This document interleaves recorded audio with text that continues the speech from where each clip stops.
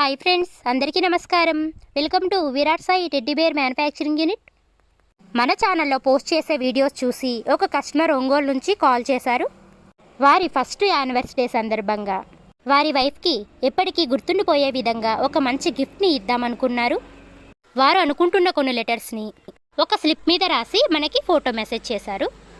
వారు పంపించిన లెటర్స్ని మన వీడియోలో చూపించే విధంగా డిజైన్ చేసి ఎంబ్రాయిడింగ్ చేశాము.